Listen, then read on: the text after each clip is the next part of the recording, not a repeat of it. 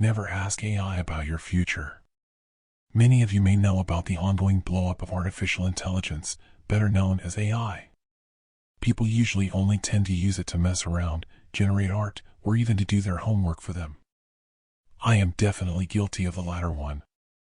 However, little did I know that it can do so much more than anyone would believe. My name is Ethan, and I live with my girlfriend, Ava, in a home in a small town called Dickinson up in North Dakota. We live relatively happy lives together and have well-paying jobs, other than the long hours that we work. But we need to have a way to pay for our bills, insurance, etc. Normally, we get home from work around the same time, but today I got off a few hours before Ava. And so, I had some free time to kill. I had the fun idea that I could mess around with some AI for a bit, since it was exciting and all. For your reference, I use the popular artificial intelligence ChatGPT app on my phone whenever I decide to use AI. I wanted to test its boundaries and see what it could do. So, I decided to ask the AI one simple question: what will happen in my future? Now, normally when you ask an AI a question like what will happen in my future, you'll get a very simple answer like, I'm sorry, I cannot predict the future, or I'm not capable of that. Well, that is exactly the type of answer I got.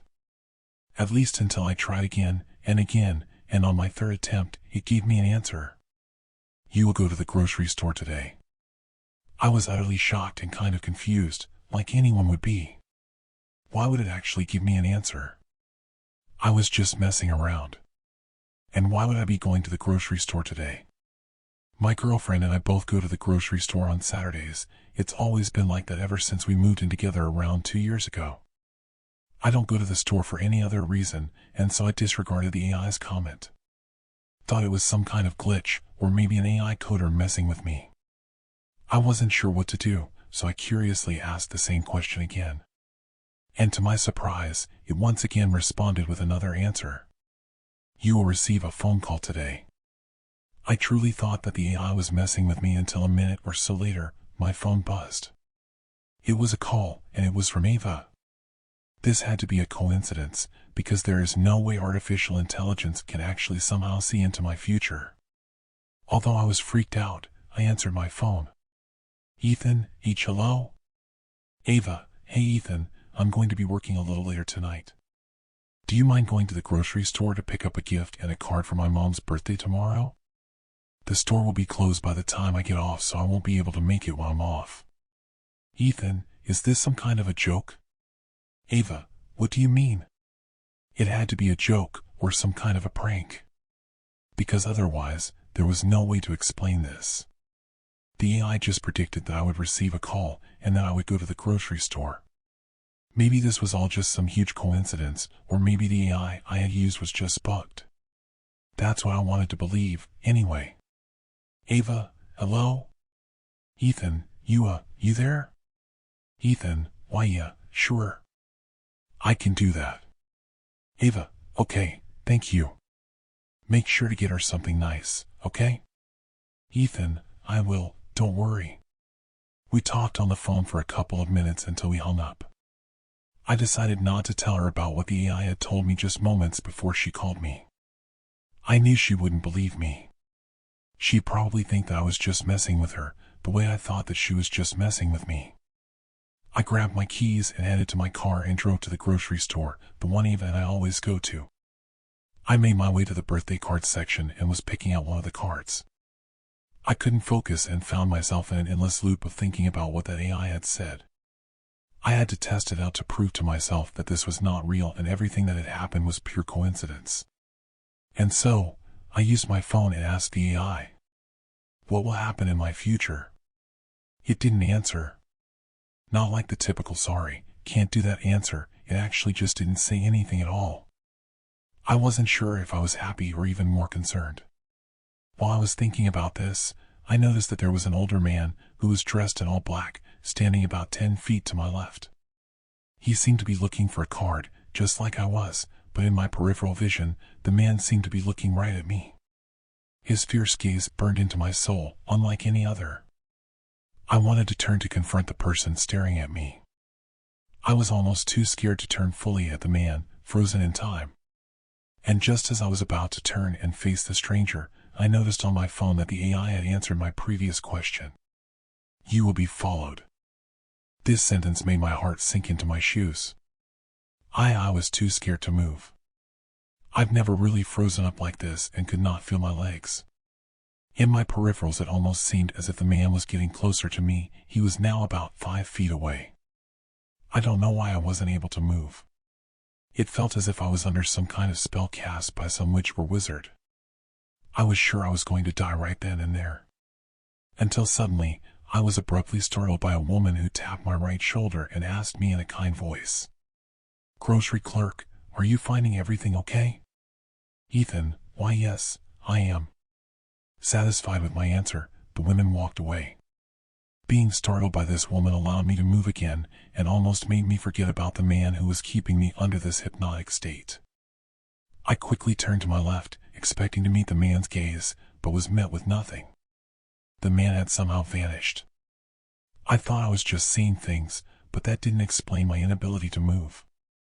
I couldn't explain the events that had just transpired, nor how the AI could predict such events. I didn't want to ask the AI that question ever again, but it seemed like I didn't have a choice.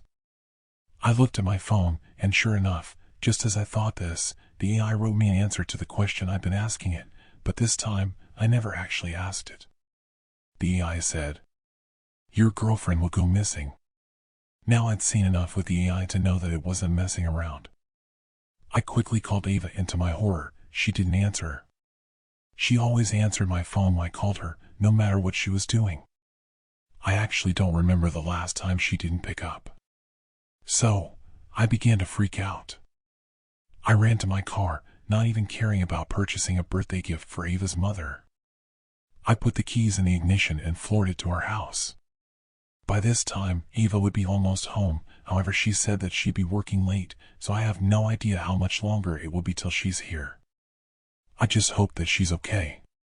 It's been about 2 hours since I made it back home from the grocery store, and Ava has yet to answer any of my calls. I want to believe that her phone is just out of battery, but I feel that this is not the case. I even tried to contact her mother, but to no avail. I'm beginning to panic and am not sure what to do. Maybe I should call the police? Maybe I should go out looking for her? Or maybe I should. I noticed my phone, which has a new notification from the AI, a new answer to a question I never asked. "You will die tonight." I didn't even have time to react to this, because as soon as I read it, my home was filled with the sound of a doorbell. I got up with relief, thinking my girlfriend finally made it home from her eternally long shift. As I was getting up, the one doorbell ring turned into 2, and then 3, and then a repetitive sound that kept on continuing. I did not know why my girlfriend would ring the doorbell so many times. As a matter of fact, why would she be ringing the doorbell to her own home? I was about 15 feet from the door when the ringing turned into violent banging sounds on the door's wood. I got to the door and looked through the peephole. I was horrified. I could easily tell that the person outside my home was the same person that was at the store with me just hours ago. They were wearing the same dark clothes from earlier and stared at the door with the same menacing gaze that I felt from before. Although I was scared that the man followed me to my home, what scared me the most was his face. His face shook to my very core. He had pale, almost gray skin with pitch black eyes that seemed to have no soul. He had a terrible smile on his face, stretching from ear to ear with what seemed to be water dripping from his grin. He chuckled, and I jumped back in fear and yelled, "Who are you, and where's Ava?" The banging on the door stopped, and the home fell silent. There was no response from that thing that stood outside the door. In this moment of terror, my heart sank after I remembered that I did not lock the door out of habit, since Ava usually arrives home shortly after I get home. If this thing decided to try the doorknob, then I was as good as dead. I slowly stepped towards the door, making sure not to creak the floorboards that stood in my path. I took a few steps and the worst happened. The floor creaked, and that thing began its banging on the door once more. I rushed towards the door handle to twist the lock, but it was too late. The thing was already ahead of me and began opening the door. As the door began to open, I shoved my shoulder into the door to keep it closed. However, whatever this thing was, it was inhumanly strong. It pushed as hard as it could and almost hit its grimace hands through the door frame. With the help of fear and adrenaline, I managed to close the door, just enough to lock it. This thing began to bang on the door even harder than before, and it screamed with a hellish laugh. I was shivering in fear as I have never heard anything scream in such a way. I ran to my bedroom and began crying the most tears I had ever cried in my life. I didn't understand what was happening and why it was happening to me. I thought of my girlfriend who I wanted to make my wife. I wished that I could just wake up and realize that this was all some sick nightmare. However, I knew that this wasn't the case. The banging has gotten much louder, and the door sounds like it is about to give way under that thing's sheer force. Its laugh has also gotten louder, and it almost seems like it knows that it is going to get in, and I believe it will, but I'm not going down without a fight. I am writing this experience down in hopes that people will learn from my experience. I have a bat in hand and will try my best to fight back against this thing. Please, if you are reading this, take my advice when I say, never ask AI about your future.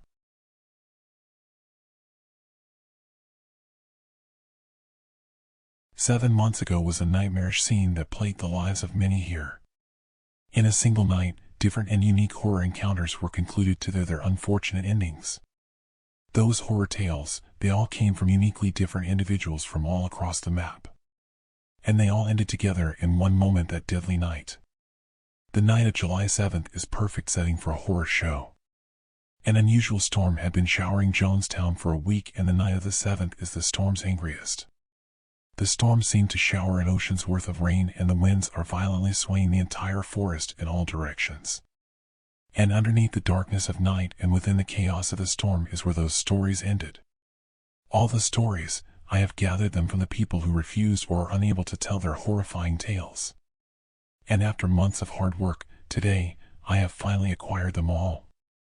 Finding these individuals and managing to acquire their stories cost me a lot of money, time, research, and skills, but I thrived. Now, all the horrors that happened that night will finally be revealed. It's time for me to share the stories, and let's begin with the first story that I've acquired.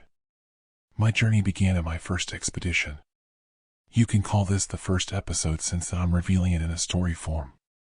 This is the first of many horrors to come. The first episode, Animal Snatcher. Jonestown is a large and populated area, a town that inhabits thousands of residents living their modern lives. Although the town is 80% modern structures, where I need to be is at the far southwest of the town. Instead of buildings and modern houses, the southwest edge of Jonestown is mostly flat lands and trees. A massive land for nature to grow itself unsupervised. Forests, lakes, flat lands, it was a breath of fresh air away from noise pollution and the crowd. A kind of place where our first storyteller resides, a place for his humble farm. It's 5 a.m. in the morning when my long drive had finished. After 7 hours of searching and asking about, I have found the farm that I was looking for. I've been driving for 4 hours with nothing but my car's AC to condition my body and when I stepped outside the car, the wind hit me. I immediately felt the countryside's natural atmosphere. The place is flat, green, enormous, and is blooming of plant life. The sun is rising, and its light combined with the breeze of the fields gave me the feel of nature's comfort. I thought I'd feel bliss as the breeze and morning light brushed through my skin, but instead I felt eerie and heavy.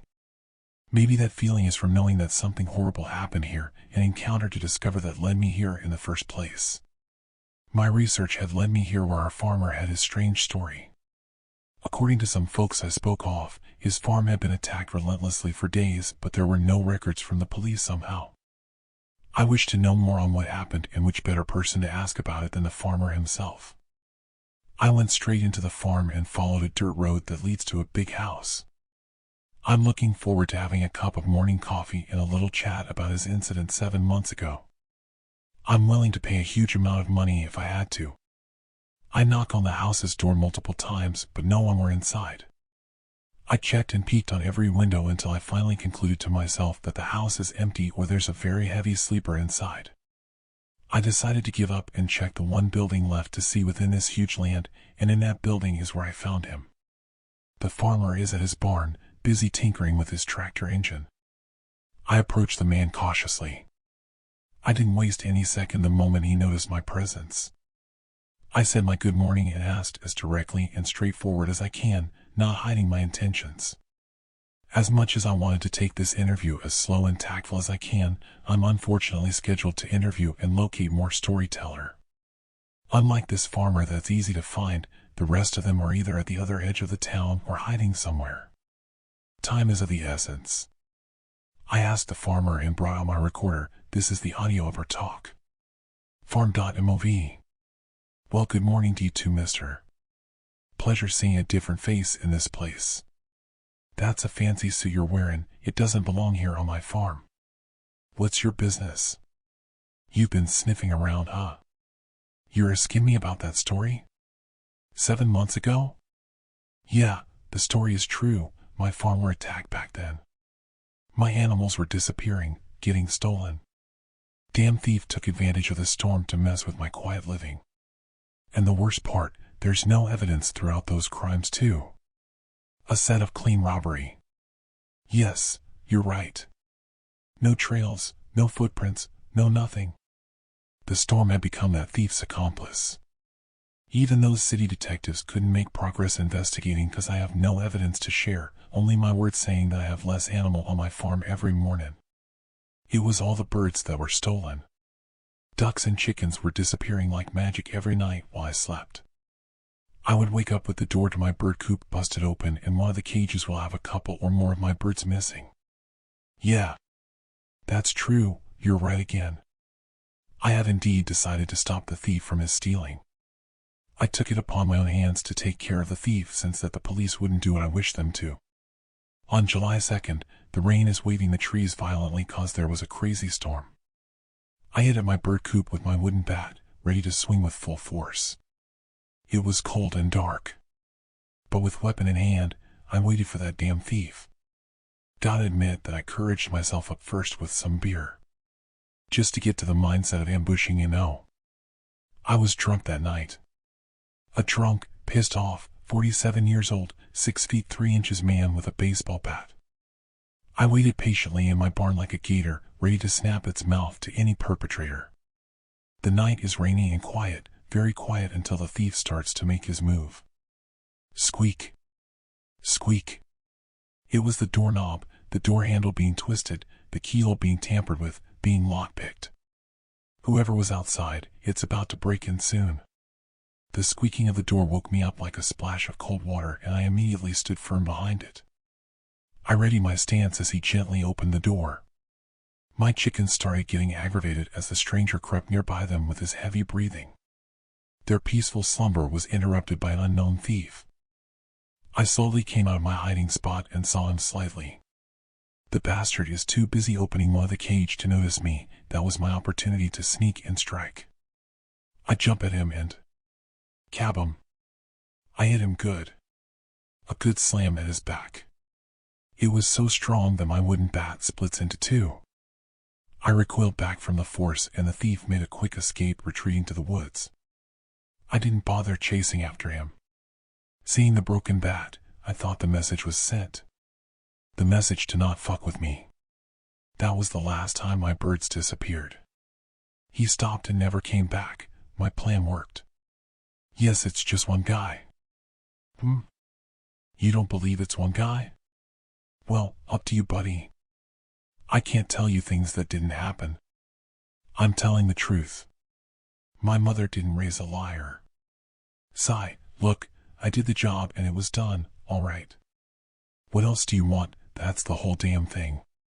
One deranged criminal messed with me. I understand why. It's 'cause I'm all alone in this farm. An easy target to those who don't have something better to do. I might be a one-man army, but I took care of it. End of story. Now, unless you know anything about tractor engines, you can leave my property. Your pushy attitude is getting on my nerves. I said that's all of it. Stop bothering me or I'll call the cops on your ass. End of recording. The lone farmer didn't even bother to look at me throughout it all. He just kept his hand and eyes on his tractor as if he's talking to himself while telling me the summary of his story. But I know there's more to it than that. He's holding back so much more and I know it.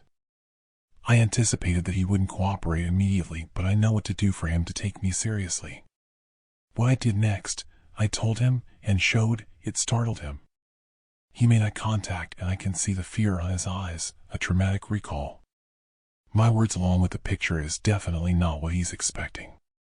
His grumpy and distracted attitude changed. He immediately got up and invited me into his house, prioritizing me before his farm works. He had me sat down to his living room couch as he prepared the two of us coffee. His living room is a nicer place to converse than his barn earlier. As I sipped my coffee, he sat down at the opposite couch, let out a huge sigh, and braced himself. I braced myself too, braced to hear what really happened on his farm. I take my camera and hit record. This is the recording of our conversation. Farm 1.mov. Sigh. I don't know who you are, mister, and I'm not interested to find out. I'm just a farmer living his quiet life out here. I don't know what madness did my farm got mixed up to, and I don't want any more. You're really planning to? Well, I'm not going to help you with that, but the least I could do is to tell you the true story. It was a lot more brutal than what I cooked up to those nosy reporters. Here we go. Firstly, I never really were alone in here, not a one-man army at all. I always had homely company, Milo and Biscuit, my two companion dogs. I love them very much. They've been with me since they were a puppy, both from their mama Moxie that died here in the farm, buried at the back. Oh, I tell you, those two puppers kept my spirits alive throughout those days of being under attack. My daughter loved them both too, but when she died of cancer, they're the only family I had left. Now those first 3 days of attack, chickens and ducks started vanishing with the door to my bird coop lockpicked open. That had become my morning surprise. I would feel annoyed about it. I see my animals as a family member since I'm raised that way. To think that someone is stealing my precious birds and doing who knows what is both infuriating and scary. Whatever thief it was, it's clearly not some dumb animal getting some snacks. It was intelligent and it knew how to open locks. A strange thief that's not interested with the cash in my house, but instead the animals in my farm. No evidence meant no progress of knowing. The storm washed up all its traces pretty good.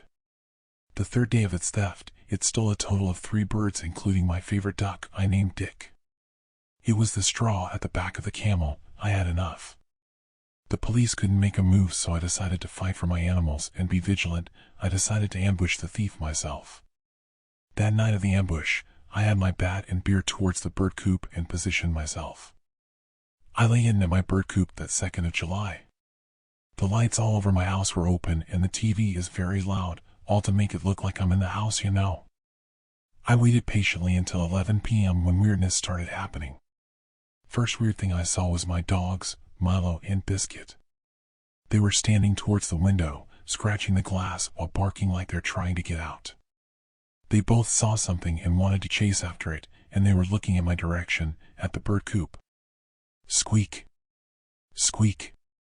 It was the doorknob, the door handle being twisted, the keyhole being tampered with, being lockpicked. Whoever was outside, it's about to break in soon. I control my breath and the beating of my heart in an attempt to stealth. The thief opens the door. It was a small boy with blonde hair, about 4 feet 10 inches. It were dark, so I can't really see much of him except of that. He's determined though, and is immediately heading towards a chicken cage. But before he could open a cage, I jump at him and cab him. I hit him on the back. It was so hard that it broke my wooden bat into 2. You may call that child abuse, I'll call it self-defense. I lost my balance as I recoiled from swinging my bat and dropped to the floor. The kid on the other hand did something that I still argue to myself to this day, whether or not it really happened or it's just my drunk brain. The kid got knocked back towards the muddy floor and he did something off. He started shaking his head left and right, up and down as if he's continuously nodding and disagreeing very violently and quickly. I thought I got him in the head and gave him seizures, but I'm certain it was his back that I hit. He then regained balance, but not just with his feet. He stood immediately with all his limbs like a dog. He started crawling unbelievably quickly outside the bird coop, moving like a super spider where all his limbs bends and stampedes quickly for his escape. I stood up and looked at the window, watched him crawl into the darkness behind the fence and deeper within the trees. He was so fast and it all happened in merely seconds. It's almost like he can race against my dogs crawling and he'd win for him to cross my land with such speed on all fours. I thought it was weird, but my focus got changed towards my birds. I felt relieved. Nothing will hunt them anymore. I've won, my ambush succeeded, and the boy never returned. I came back to my house and took a warm bath thinking that nothing will bother me anymore, or so I thought. That night, I slept with satisfaction. Now for the next part, I kept it a secret cause nobody believed me when I first shared. But knowing what you showed me earlier, that picture, I know you'll find my story very believable. Because the next 4 days, things had escalated from annoying to terrifying. AF day after that ambush against the thief, I was watching the TV the next stormy night, July the 3rd. I remember laughing very loud on a joke from that funny sitcom. I were watching something hilarious with popcorn and booze beside my couch, my kind of perfect night. I feel happy and safe knowing that my bird coop won't be tampered with anymore. But then, amidst my loud laughter, a bizarre scream from the distance was picked up by my ears. My laughter were immediately replaced by terror and my smile turned into a frown the moment I realized what my ears just picked up out of nowhere, a weird indistinguishable scream from outside. Shivers ran all over my body. I immediately stood and muted the television by instinct. My hearing sharpened and my heart pounded quickly as I sharply stared at the direction of the scream. I stood there frozen, blankly staring with anticipation to hear any follow-up sounds or maybe a busting through my doors or windows, but there was only the sound of rain left. It's just one scream and nothing to follow. That scream wasn't loud, but loud enough to be heard slightly from this living room. It sounded like a whispered scream hearing it here. The fact that it managed to be heard despite the storm, the walls, and the distance is bizarre enough. The worst part, it didn't sound like human, nor any animal. Bark. Bark. Bark. I nearly jumped when they started barking. Milo and Biscuit's delayed and aggressive barks confirmed it, that it wasn't my imagination. They heard it too and was aggravated. Too scared to bark right away until courage finally builds up within them. I peeked on the window to scout a look. The bird coop can be viewed from here, but I saw it was untouched. It didn't seem like someone broke in. Unlike the past nights, I spent half an hour trying to keep an eye out to the outside. I observed the bird coop until drowsiness overtook the fear. I decided to sleep for the night and brushed it off as just something weird. There is no way I'm investigating, in the middle of a stormy night, on where and what is the source of that scream.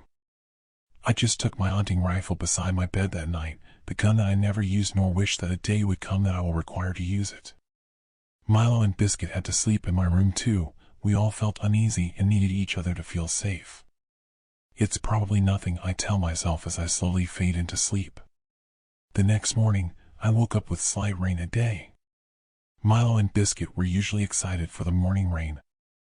They were playful on the mud puddles like children enjoying the simplicity. But this morning was different. They didn't leave the house nor my room. Their behavior honestly weirded me out.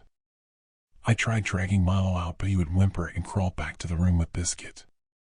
Fine. I'll work by myself, I muttered to my dogs. I headed outside and started the day grumpy yet cautious. Their behavior reminded me to be sharp. I investigated the farm with caution, thinking that whatever it was that screamed, it might still be around. My searching didn't last long. I held my hunting rifle and looked inside one of my barns. I smelled something strong, and inside of it was a horrifying surprise. One of my precious animals were killed. Not just stolen, but this time, killed. It wasn't from my bird coop too, not just a small bird this time. It was one of my barn pigs, the biggest pig in here, I named Cobble. I entered the barn and found Cobble nailed into the wall of my barn like a painting. All hands and feet were stretched and broken, each limbs are nailed to the wall forming an upside-down X-shaped pig corpse. His face is pointing to the floor with belly against the wall. His midsection was massacred, it was skinned off, exposing his rib cage and insides. Some of Cobble's guts nearly fell off the ground after being exposed upside down all night. A gory display of one of my beloved animals.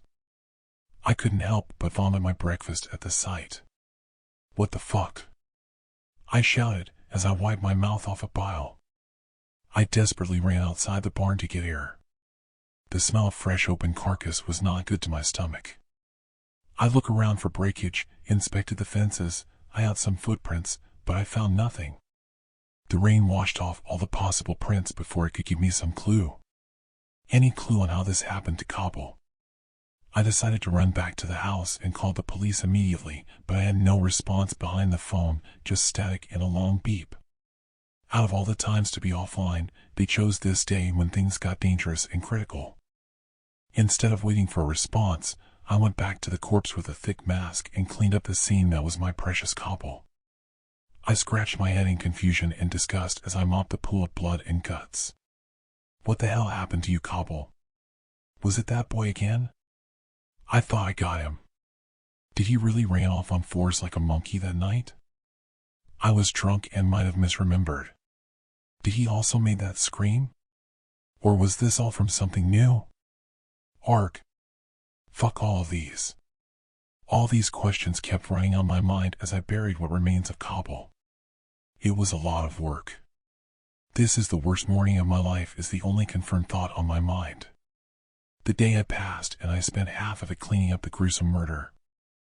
I wanted to visit the police myself, but I need to tend on my farm. I can't spare 4 hours of travel and leave the farm. The night approached and a lot has been done.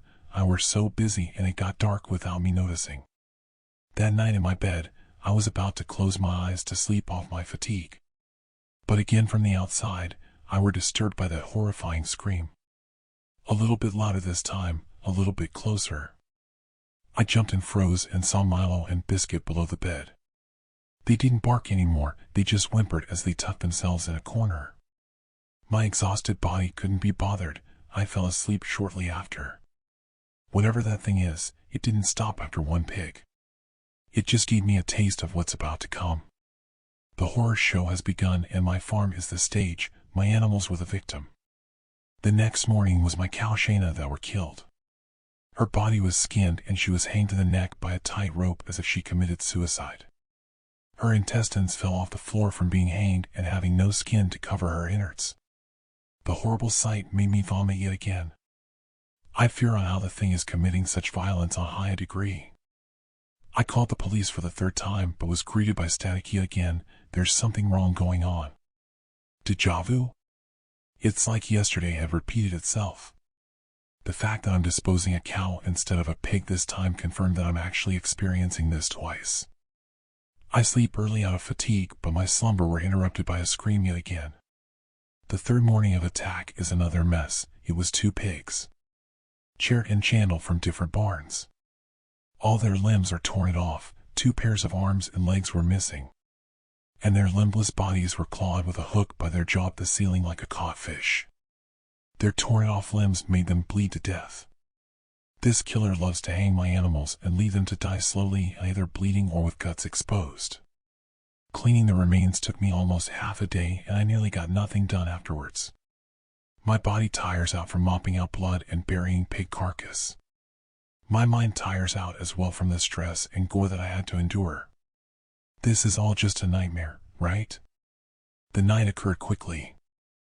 I came back home with Milo and Biscuit acting very scared in my room, anticipating the scream. I slept at the sofa but can still hear the whimpering of my poor puppers upstairs. Sure enough, the scream that they'd been fearing for happened and it made my dogs whimper louder. Then the next morning, 7th of July, was 3 cows killed. Shoe, Shopping, and Sheck. They were all nailed into the wall forming a display of X-shaped massacre scene like a cobble but in different orientations.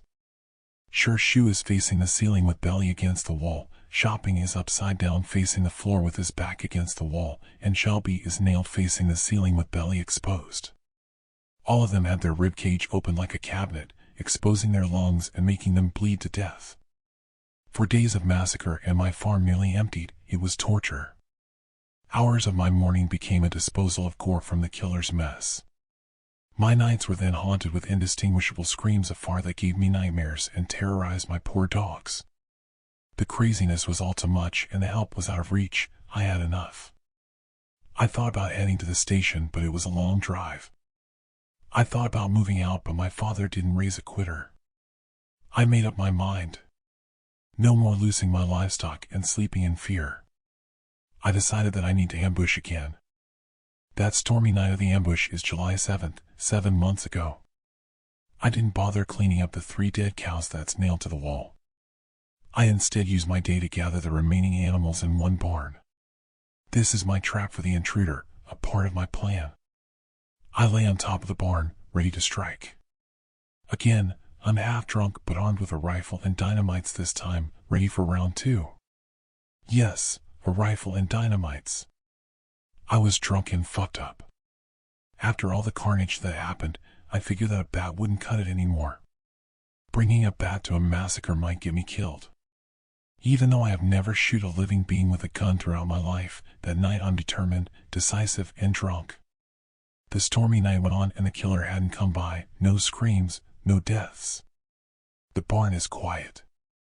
I thought that maybe the killer knew about the lunatic waiting for it, or the strong storm made it back out of its normal killing. Waiting for the bastard nearly made me fall asleep. Nearly. I slowly drift into sleep as my mind slowly prioritized my fatigue more than the ambush. My descent to a dream were interrupted by weird noises. It was sounds from my animals below. They were noisy and panicking. Loud moos and oinks from below fired up my nerves and made me peek. Below I saw it fresh. A recent crime.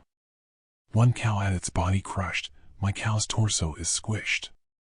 Muscle and flesh are popping out of its skin as if a gigantic hand had grabbed it and squished it tight, or something enormous gave it a hug to death. Blood gushes out of its nearly exploded face, and its guts and flesh were being trampled over by other animals that were panicking. The stampede of scared animals below was so loud. Stop! Stop! Stop!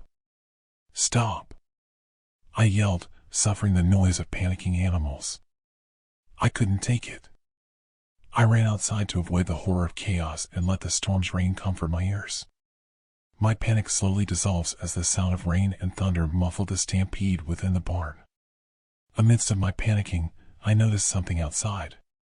A huge pool of blood leading somewhere, a fresh trail of blood that hasn't been wiped by the storm completely, my dead cow making a path towards the killer. It leads further out, over the fence.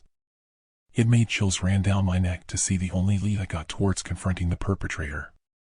Under the influence of alcohol, I followed the trail of blood. It goes outside my plot, further into the woods. I followed it confidently. I am determined. It sounds crazy walking the woods alone under a stormy night, following blood. Normally I'd feel fear, but this time I didn't. Wielding a gun under the influence of beer can do magic to you. I'm ready for my first kill and I seek vengeance. As I follow the blood, out of nowhere, in the darkness of the forest, it screamed. It was very loud and clear towards a direction. My eyes followed the outworldish sound and I aimed my rifle at the source of it. My hand suddenly became shaky as I held the trigger with my finger, cowardly pointing at the scream. I wanted to see what it was, but it was too dark. All I could do was point my weapon on where it came from. My heart pounds quickly as my finger hooked the trigger. This is the gun that I never wanted to use ever in my life, not even for any animals. But somewhere in that direction is a monster that terrorized my life and massacred my farm. It all happened in seconds, all in my head. My heart quickly debated my mind telling me to run while I still have the distance. Or my 2 legs intact and not massacred. But my mind protests telling me to fight, reminding me of the horrors that I endured and how I wanted this to end.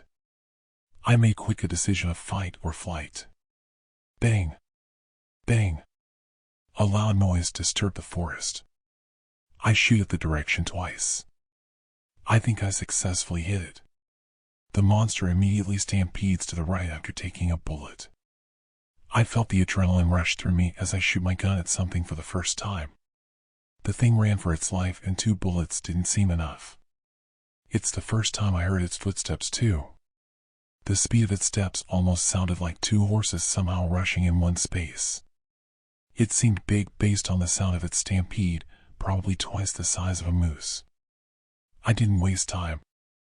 I got it good, but I need to finish it. I immediately ran after a bleeding creature. My senses sharpened as I gripped my gun tighter the moment I realized that the hunt is on. I chased after its footsteps, running through the heart of forest until I ran out of breath. It was so fast, very fast, and sooner, I lost following its stampede. It kept running on weird zigzag directions until I lost my ear on where it ran off. But I'm way too sharp that night, sharp enough to find a new trail to follow it. My senses saw more red blood from the bullet wound. Blood-stained branches, blood-stained leaves, and bloody dirt. I followed with my flashlight and it led me towards somewhere, an unknown landmark that I didn't know existed. It was the mouth of an abandoned mine shaft deep within the woods. That mine shaft, I lived here all my life but have never known it's here until the hunt led me to it. I flashed my light to the pitch-black entrance and saw droplets of blood on the ground. It leads deeper into the darkness where my light couldn't reach. Of course, I didn't enter the horrifying mine shaft that I discovered. I may have been drunk that time, but I already knew that I'm chasing after some monster. The monster that emptied a barn's worth of animals and took 2 bullets but managed to run away. No way I would enter its nest. I instead prepared the dynamites I had and planted them at the entrance, intending to blow it all, to close it up with debris of rocks. I ignited the dynamite and got some distance, then, boom! A large explosion at the entrance of the mine shaft. It blocked the entrance with rocks. What I just did, the creature didn't like it. From somewhere close by, it screamed. It screamed so loud that it knocked me back into my senses. It was louder than ever, clearer than ever, and closer than ever.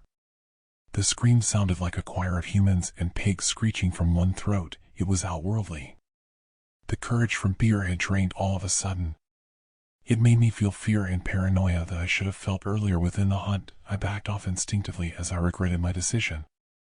Why the fuck would I chase after something that skins huge animals? I backed instinctively until I tripped and fell on my back, hard against a tree. A beehive hanging from the tree fell down on me. It must have lost its grip on the branch when my fall I shook the tree. Angry bees started coming out and I ran away from the swarm towards the open rain, exposed off of cover but free from angry insects. I tried to point my flashlight at the scream, but it won't open. The fall crushed my flashlight, leaving everywhere unseen under the blanket of darkness. In an unfortunate set of accidents, I've become a blinded prey out in the open. Then follows the sounds of sudden, sharp, and quick movements along the trees. The creature is angry and closing in, circulating around nearby. I felt its intense killing intention creeping along the trees, preparing to pounce on me. The sounds of its footsteps, branches being passed over, and bushes being rattled. Something out of this world is circling close here, something mad violent. I quickly grabbed my hunting rifle and aimed, and the noise, it made the sound stop. All those rushing and violent noises had immediately silenced. Quieted itself the moment I aimed, leaving only the sound of rain and thunder. It must have known that I had a chance of fighting back. The flavor of bullet wound earlier must have reminded it of what death tasted like. What the monster didn't know is that my gun had somehow broken as well, like my flashlight. I only realized it when I aimed. The cartridge is oozing with sticky honey from earlier accident, damaging the inside of my gun. I pulled the trigger and heard it click. Nonetheless, I aimed. Wherever it moves slightly, I will point my gun at it and it will stop. I'm acting for life or death, pretending to be dangerous. There was a long silence that felt like a standoff. It will move around me and I will follow its direction while pointing a broken gun at it. It was long until the tension was broken. Broken by the sound of leaves being stepped on. I aimed my gun at it. It was footsteps walking away, backing up from me. It then quickened its retreat. Then started running away from me. The sound of its footsteps becomes farther and quieter until I'm alone again. I've won. The creature wised up and decided to retreat. I ran as well. I ran as far as I could on the opposite direction. I ran until I see a familiar road. What just happened left me paralyzed. I dropped my rifle and sat down by a tree at the side of a concrete road, looking for comfort. I wanted to run back home already, but I didn't want to give away my location, not under pitch darkness. After waiting silently at the side of the road for hours, the sun started to rise, turning the sky into a shade of light blue. The rain slowly stopped, making a deafening quiet throughout the forest. The small presence of daylight gave me comfort and security. It was my cue to run along and go back, so I did. I ran as fast as I could, following the road back until I'm home. I kept looking at my sides as I run at the middle of the large concrete road, alert in case a monster happens to follow and show itself. Luckily it didn't. I made it back home safe. My ambush has ended. That is my story. My days became tame and I didn't get attacked anymore after that ambush. Maybe it's because I managed to lure it away, or maybe because I decided to only grow crops after that mess. No more animals to be found in here anymore. I didn't want to look after any kind of animals after that. When I got back from the ambush, it was traumatizing seeing the brutalized bodies of my dogs when I got back home. Milo's body, still sticking to the wall after the thing had slammed him there with great force. His guts splattered all over the wall. Biscuit's ravaged body on the floor, almost indistinguishable to a dog's corpse apart from some brown fur along with the mush of his flesh. Earlier when you showed me a picture of the creature, I was shocked. I barely saw its silhouette and you managed to get a clear photograph. Glad to know that it really was a monster. No human could have done something like that. I won't tag along on your mission to hunt it, but I'll gladly mark on your map where that abandoned mine shaft is. Here, somewhere on this part I've encircled. I hope you got what you needed. Bring a shovel if you're gonna dig your way in the mine after I closed it up with dynamites. And firearm knowing that it's vulnerable of taking a bullet. I'll advise against it though, hunt at your own risk. End of recording. I obtained the location of an unknown mine shaft on my map. This information is crucial for my future interest. My mission on this farm is over, his story is revealed. I now need to head to the other end of Jonestown to confront the second storyteller. My journey begins towards Jones Asylum. No one in my town remembers the past year. The morning I woke up to find my girlfriend Ava gone was like a splash of cold water to the face. At first, I thought she had left for an early shift at her job at the diner in downtown Eldridge, a sleepy little town that rarely saw anything more exciting than the annual fall fair. My phone was dead, which was odd because I could have sworn I plugged it in the night before. After rummaging through the drawers for a charger and giving it some juice, the date flashing on the screen made my heart stop. February 17th, 2024. That couldn't be right. Last night was February 16th, 2023. I stumbled out of bed, my heart racing as I dialed Ava's number, only to be greeted by the cold, impersonal tone of a disconnected line. The streets were just as confused and silent as I felt.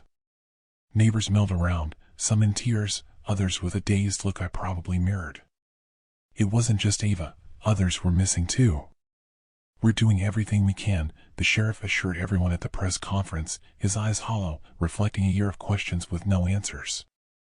The police investigation stirred up more confusion than clarity. The only common thread was the last thing anyone could recall, a thick, unnerving fog that had swallowed the town whole. Hours turned into days, and with each passing moment, the weight of our collective amnesia pressed heavier. Then the vision started. At first, I thought they were nightmares, fragments of a subconscious trying to make sense of the nonsensical. But when I overheard Mrs. Henderson at the grocery store whispering about the shadows she'd seen in her dreams, I realized these weren't just personal demons. Others were all seeing them as well. In the days that followed, a makeshift support group formed. We were a band of the bereaved, each of us missing a piece of our lives, desperately searching for answers in a town that had none to give. We met in the back room of Eldridge's library, a space generously offered by the librarian, Sarah, who was missing her husband and children. The meetings began as a way to share information, any leads that the police might have overlooked, but they quickly devolved into something much darker. It was during one of these gatherings, under the sterile buzz of fluorescent lights, that we first spoke of the visions. As the meetings unfolded, a shared narrative began to emerge, pieced together from the fragments of those gathered in the dimly lit back room. It was a story that seemed too bizarre, too otherworldly to be anything but the collective imaginings of a town gripped by loss and confusion. Yet, the details were too consistent, too vivid to dismiss outright. Every account converged on a single scene, a clearing in the woods, enveloped in a fog so dense it felt alive, almost sentient. None of us remembered how we got there, yet the place was eerily familiar, as if it had always been a part of the town's landscape, hidden in plain sight. And at the center of this clearing stood a large stone altar, ancient and worn, its origins lost to time. The memories were fragmented, like shards of glass reflecting pieces of a whole we couldn't quite grasp. But as we shared, the picture became clearer, and a chilling realization settled over us. We had all been there, standing in a circle around the altar, our hands joined in a pact we could scarcely comprehend.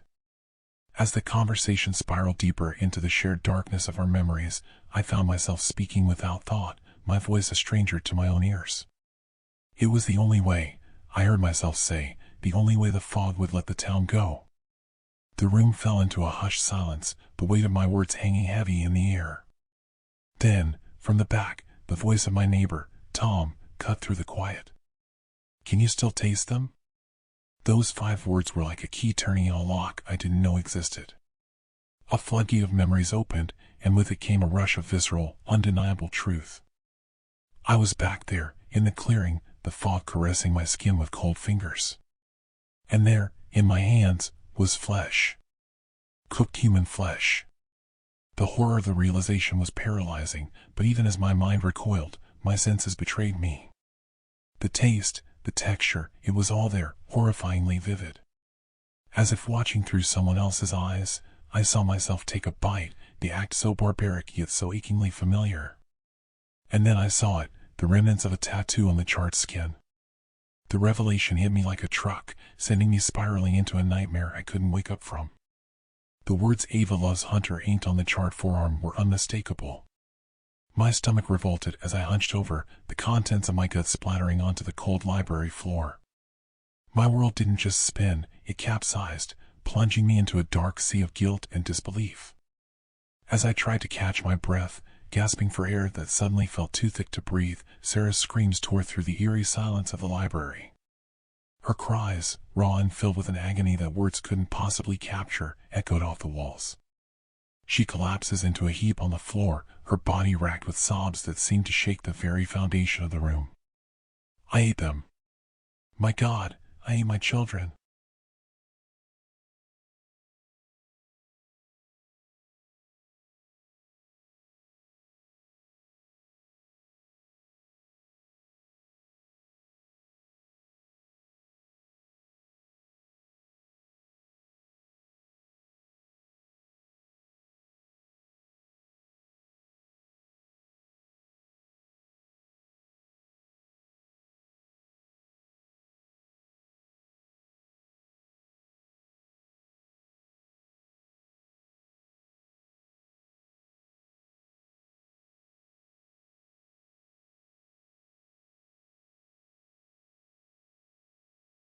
People in my town have wrapped themselves in cocoons. Today, they started opening. It all started with a lonely, old man at the edge of town named Patrick Haynes. He was practically a hermit and never interacted much with the outside world. He stayed in his dilapidated house on his small plot of land, surrounded by the jumbles of weeds and husks of junk cars that littered his property. I had a paper route and would ride my bike every day before school delivering newspapers. I hated having to wake up with the cold and darkness wrapped around the world like a noose. I was having a nightmare about some pretty girls from my high school turning into beautiful, demonic succubi who lured guys into a party just to bite their heads off while having sex with them. My alarm clock suddenly went off with a shrill cry. I gave a soft shriek of terror. I jumped up in bed, still covered in sweat and terrified. For a moment, the dream world and the real world seemed to blend into one horrifying tapestry. I blinked quickly, clearing away the cobwebs. Jesus, I have to stop watching so many horror movies before bed, I mumbled to myself as I got up and put on my clothes. I could still hear the crunching, wet snapping sounds as succubi had beheaded their male lovers. I remember trying to cry out as they held up the decapitated heads toward me before opening their mouths wide and popping them in. But at least I hadn't woken up screaming this time, like I had every other day this week. My mother was in the nicotine-stained kitchen, smoking cigarette after cigarette and watching 24-hour news channels. Heavy bags hung under her eyes. Mom didn't sleep much lately, ever since she had tried to quit drinking. She stayed in the house now all day, every day, just staring blankly at the TV like a zombie. Dad had already gone to work. I barely saw him anymore. It seemed like he worked all day, every day, yet still, I knew we had major financial problems. "You going to deliver the papers?" Mom asked in a hoarse voice, her blank eyes looking right through me. I nodded as I grabbed a quick bowl of cereal and some milk. "Yeah. If I don't leave now, I won't have time," I exclaimed tiredly, trying to avoid looking at my mother. "Mom, are you okay?" She blinked slowly at this before taking a deep drag on her cigarette. "I am not okay, Bobby. I feel like I'm losing my mind," she whispered, looking so hunched over and tired in her bathrobe. "But I think the worst has passed. I'm not hallucinating anymore."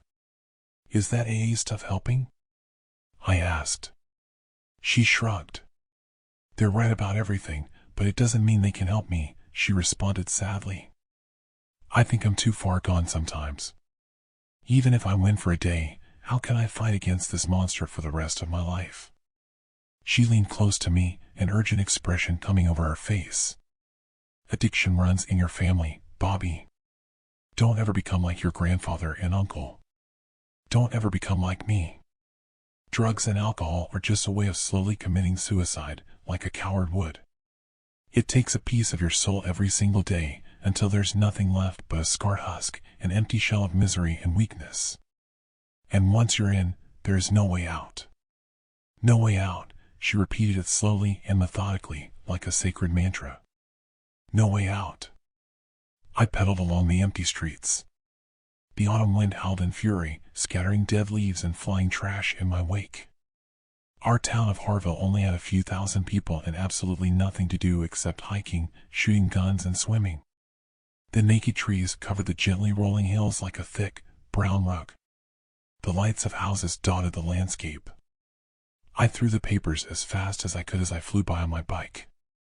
I wanted to get this done, to get out of the cold night. As I got further from Main Street, the houses grew sparser, the forests thicker and darker. Patrick Haynes' house was the last one of my route, and then I would be done. Still pedaling like a madman, I glanced over at his shabby little house while I chucked his paper. I saw the door standing wide open. All the lights in the house were shut off. A smeared trail of blood ran up the front steps. I quickly pulled over on my bike, hitting the kickstand and setting it up in the jungle of tall grass that swayed in the breeze in his front yard. A cold blade of dread pierced my heart.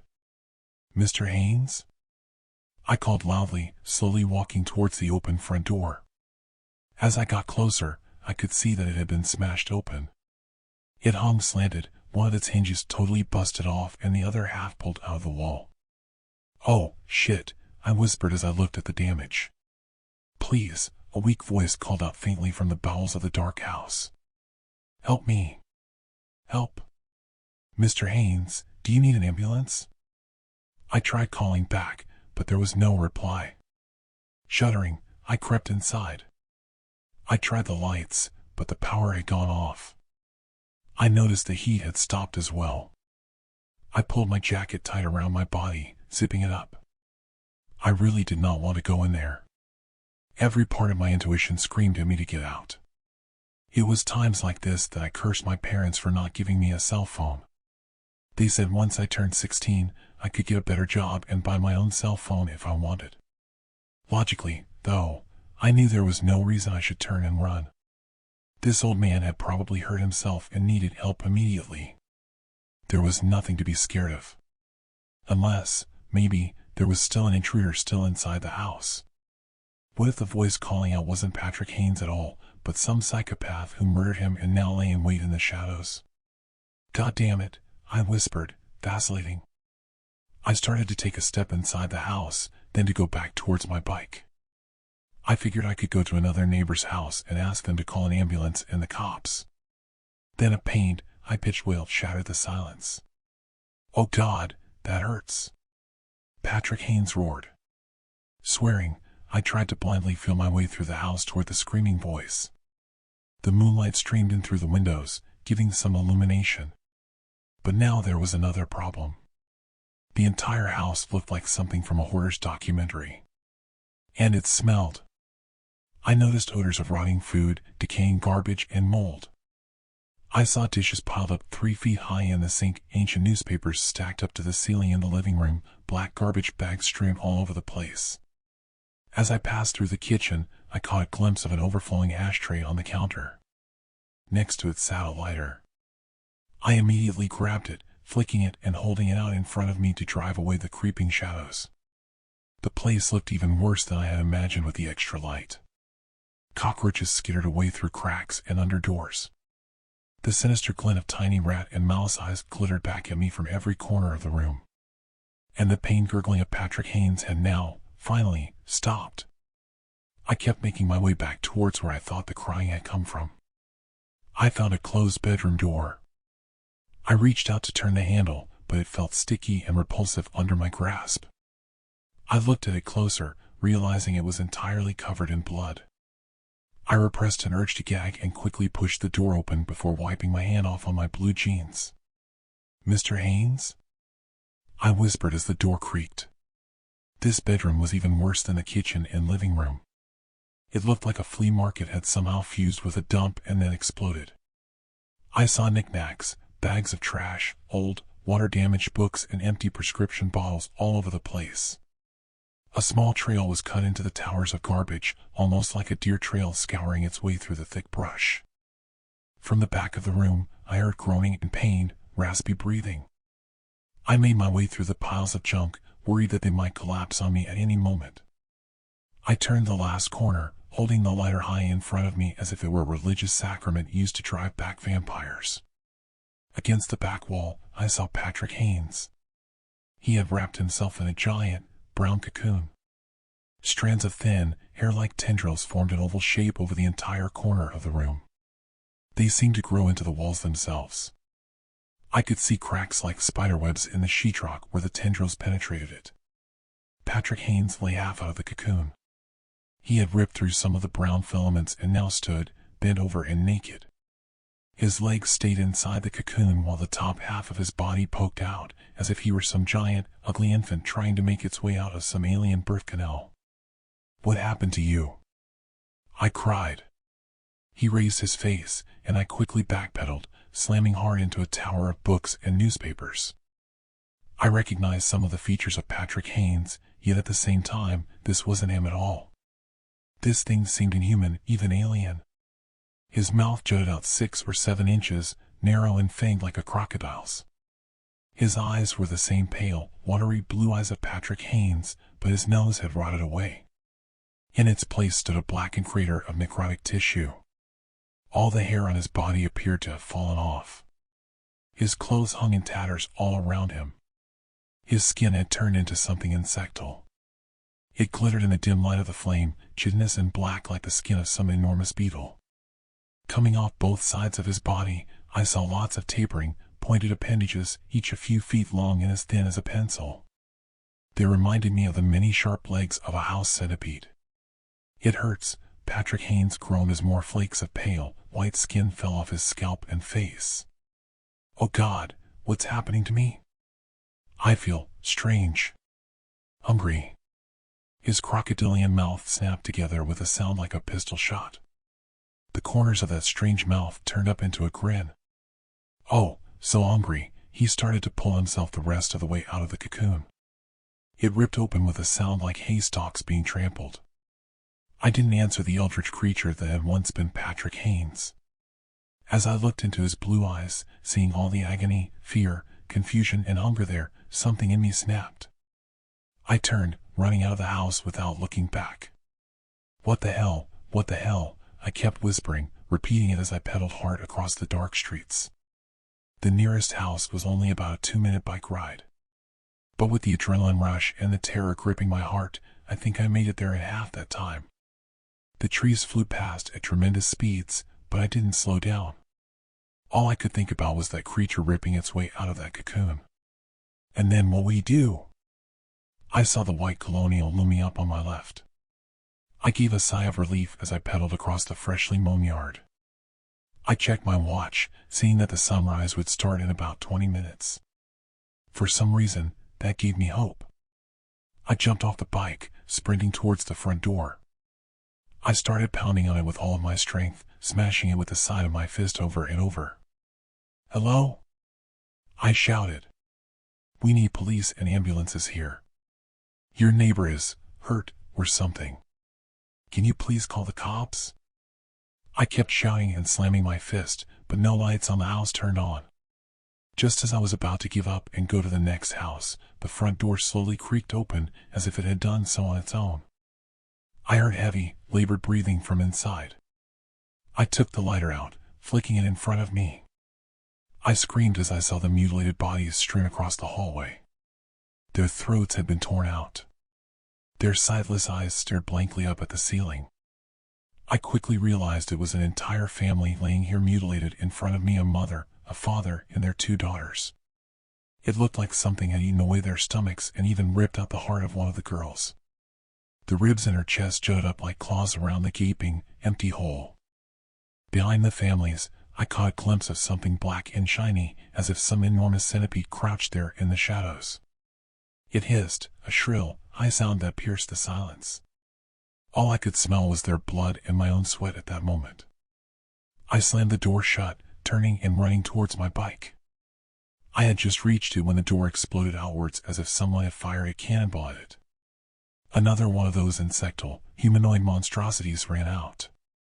Its shrill, raspy hissing echoed through the night. I jumped on the bike and pedaled out of there as fast as I could. I didn't dare to glance back. The house was on top of a gently sloping hill, and I had a long descent to Main Street. I have never, in my life, gone as fast on a bicycle as I did during my escape from that creature. I heard more of its diseased growls and hisses. Its thudding footsteps followed me ceaselessly across the town. A few times, it sounded so close that it might have been able to reach out and brush its fingers across my back. My house appeared up ahead on the right. I saw my dad's truck in the driveway. He stood outside on the border of the sidewalk with a 12-gauge shotgun. When he saw me, he gave a grim smile. "Dad! Help!" I cried as I pedaled frantically toward him. He saw the monstrous, transformed shape sprinting after me and raised the shotgun. I ducked down on the bike as he fired, trying to make myself as small a target as possible. The boom echoed through the night like thunder. A slug whizzed past my body. I heard the creature give a tortured gasp. Its body fell to the concrete with a heavy thud. I stopped my bike, still shaking. My heart felt like it might explode in my chest. I looked back at the creature that had chased me, seeing the same crocodilian snout, the same chitinous shell, the same centipede-like appendages. Dad ran over to me, hugging me. He pulled me off my bike. I saw Mom standing in the front door, pale and trembling. "He's alive!" Dad shouted. "It started, but he's alive, and we're together as a family again." "Aren't you supposed to be at work?" I asked breathlessly. "I mean, thank God you're not, but..." When I got there, I found my boss in his office, wrapped up in a giant cocoon, Dad said, giving a strange glance at Mom. Once I saw it, I knew what it meant, and I raced back here. When I realized you weren't here, I thought. We thought you were dead. Eden. Mom cried, tears flowing down her face. "But come inside, come inside. It's not safe here anymore. Not until it's all over. It's something in the water of Harville, something in the air. Every 100 years, this starts happening," Dad said. Mom gave a cry of relief. "Oh God, it's finally time," she wailed, her hair sticking up, her face a mask of insanity. "We can go to sleep and wake up without this burden of our humanity. No more pain, no more thoughts."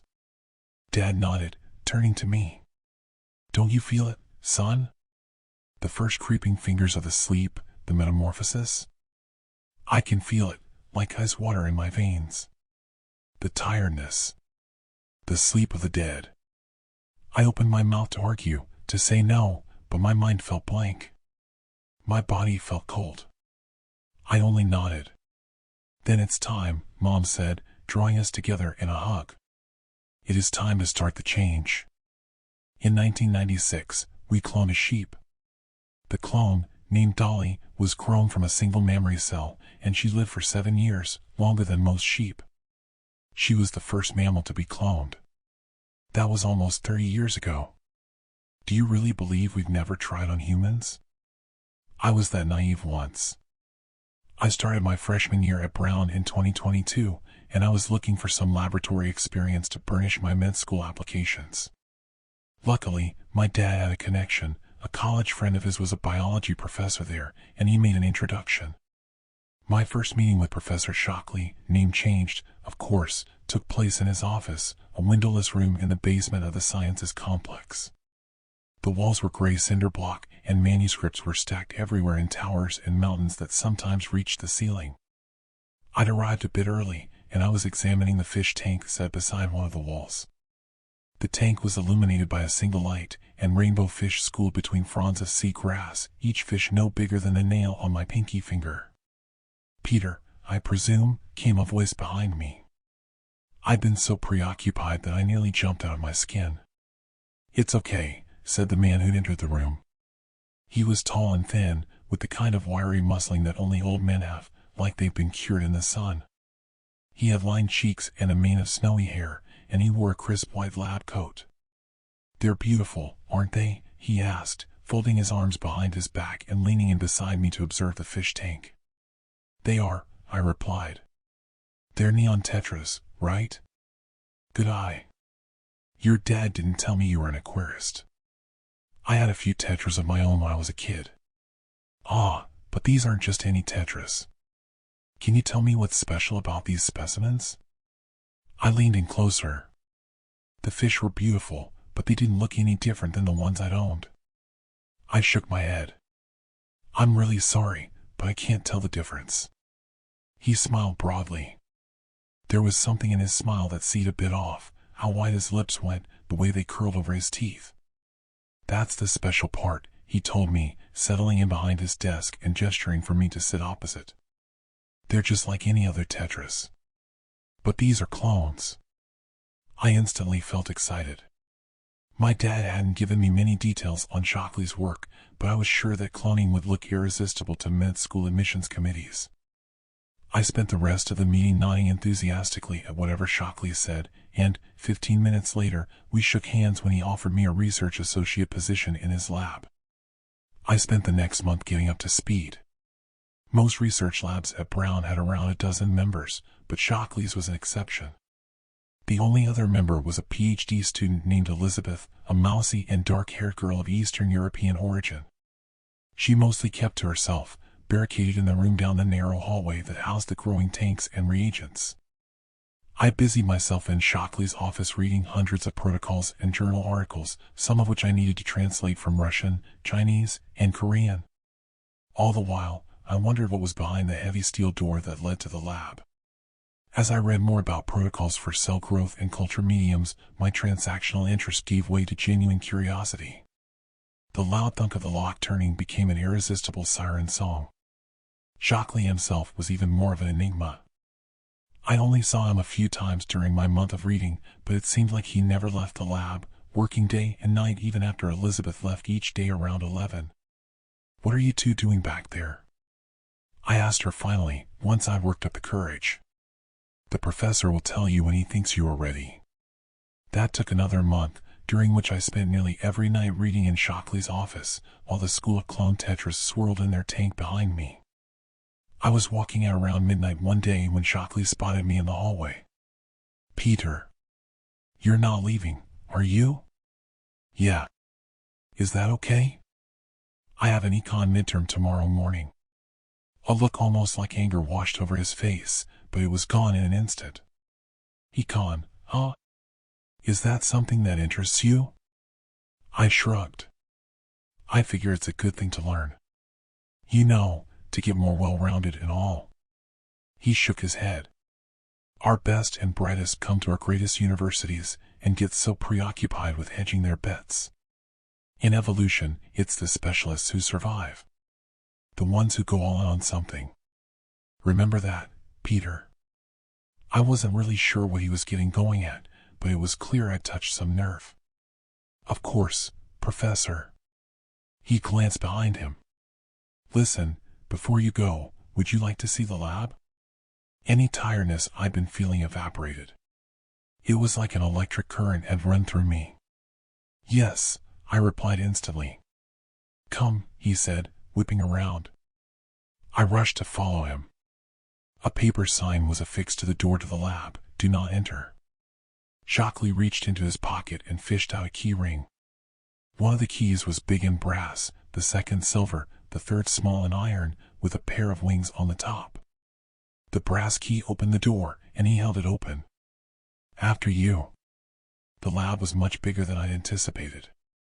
As Shockley led me through the various bench tops and sterile hoods, showing off the huge closets full of glassware and reagents, I got the impression that this lab was better suited to a group of 30 scientists or more, and certainly too large for just Shockley and Elizabeth.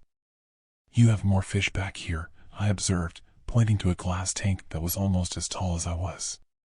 5,000 tetras, give or take, Shockley said. Plus, Drosophila and mice. And they're all... He smiled. Clones? Of course. There was a small cage nestled between two sterile hoods in the back of the room. What lives in there? I asked. That's Betty's crate, Shockley replied. Betty? She's around here somewhere. I know it's verboten in the lab, but I like to let her roam free. Something bumped against the back of my calf, and I looked down to see a beagle sniffing my leg.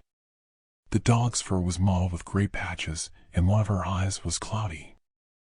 I bent down to scratch her behind the ears. I do have one rule, though, Shockley told me, suddenly serious. No gum. I felt my cheeks redden. Of course. I'm sorry. It's perfectly fine, he said. There's a trash can in the corner over there.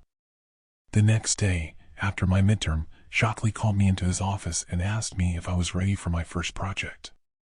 You'll be cloning tetras, he told me, after I enthusiastically agreed. I assume you're familiar with the protocol? I had read dozens of papers on this very subject, and I told him so. That's good, he said. Can you start tonight? Thankfully, cloning fish wasn't too difficult, just time-consuming. I regularly stayed in the lab past midnight, spending nearly a month preparing donor cells and collecting eggs ejected from female tetras. The micromanipulation, the transfer of the cultured donor cell nuclei to the donated eggs, was the trickiest part, but Elizabeth helped me out after 2 failed solo attempts. By Christmas break, I had a dozen cloned eggs. I spent 2 days on pins and needles, hardly leaving the otherwise empty tank reserved for my experiment. When the first fry emerged from their shells, thin as eyelashes, I nearly cried with relief. I let my fish grow when I went home for the break. 2 weeks later, they'd grown nearly to full size. I scooped some into a cup and carefully walked down the hallway to show Shockley. He held the cup up, examining the fish up close. These are spectacular, he said. Then, to my surprise, he dumped the cup of fish into the tank in his office. It was the greatest compliment he could have paid me. I think you're ready for the next step, he said. Mammalian cloning. My heart began to hammer hard in my chest. Amazing, I said, hardly believing my luck. The mice? He shook his head. Not mice. And not the normal surrogate protocol either. It's time I show you my greatest achievement. I thought that he would lead me back into the lab. Instead, he led me up the dimly lit staircase that opened directly onto the sidewalk. Night had fallen, and slush piles took on an eerie glow beneath the greenish moonlight. My shoes squelched as I followed him to a nearby alley where he'd parked his car. Going off campus?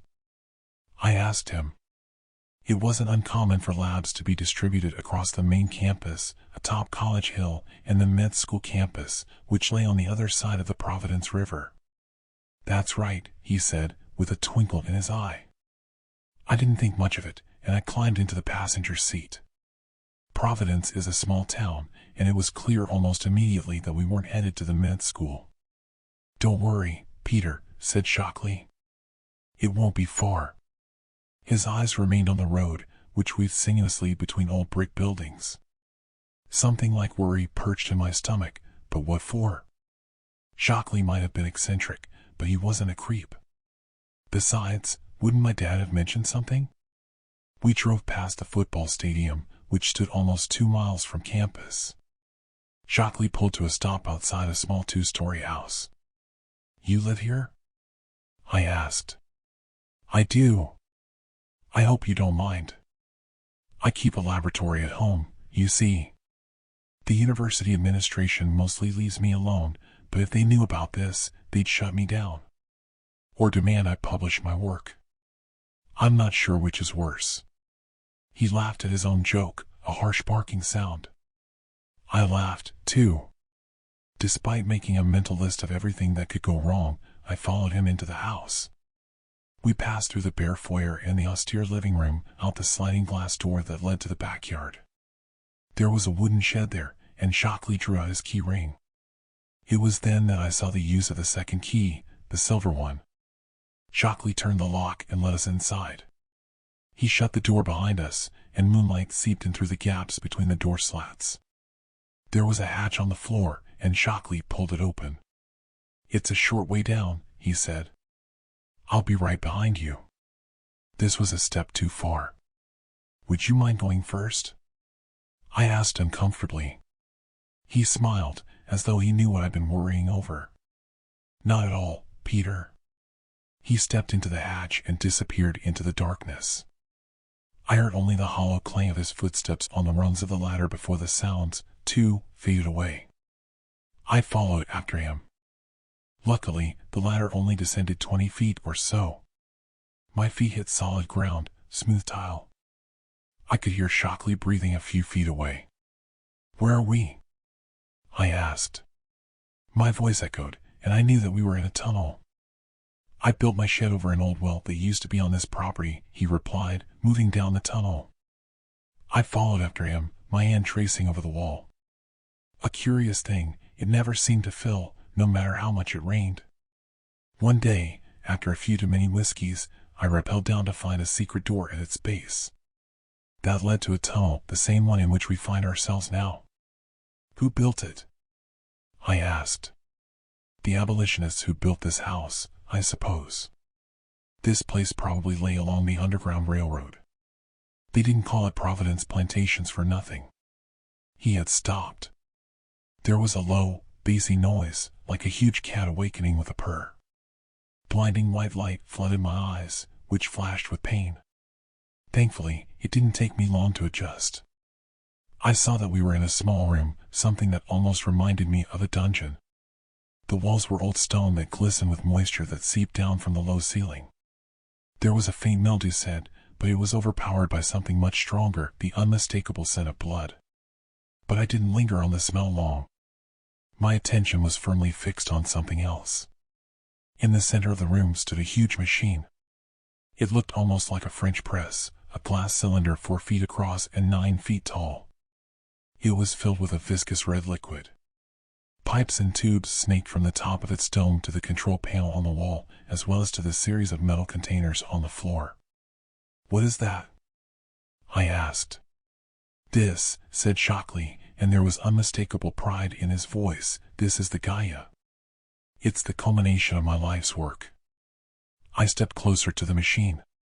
Without asking, I pressed my hand to the glass. It was warm, and I felt a subtle pulse from within, as though it had a heartbeat.